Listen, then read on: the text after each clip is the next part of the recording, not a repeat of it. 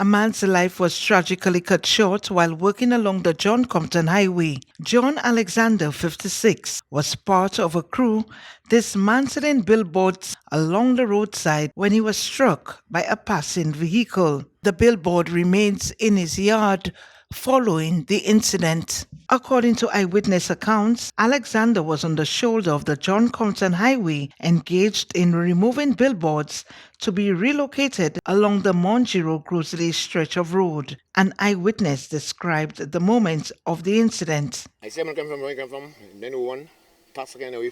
I said, "Where am I going? We have a little baby here. We go for him." He came back on chicken there, right after you back. So I miss, you was fast. I was not fast. I was slowly pack right up to the pack. He could be like, "Bow!" I said, "What going on?" I when I hear bow, I tell him just fine so, and then I don't show on his back, on his belly, on the floor of course. But he was the pit on the that took up his thing, you know. The incident occurred shortly after 5 p.m. Monday, May 5th. Alexander passed away hours later.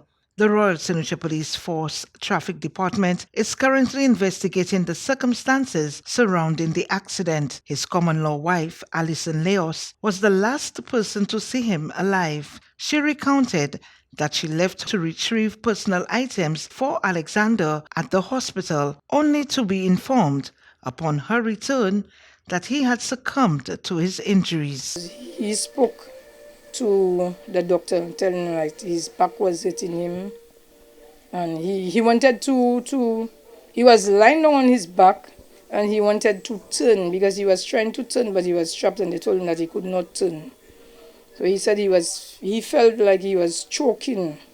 So he said to turn him, put him on the side. He wants to go on the side. So they said that they were getting him ready for surgery. And they came in, they took an ultrasound. They said that he had internal bleeding, and they would be taking him into surgery. Alexander was a skilled arc welder by profession and is survived by 3 sons. His family described him as a dedicated father who was actively involved in providing for his children. We had 4 children, but one died almost 3 years ago. The same road accident again. The same thing, a vehicle passed over him again. So now we're left with 3 of them. An adopted son who last saw him a week ago expressed disbelief and heartbreak. I'm fighting hard not to cry because he was one of the hardest people I've ever met.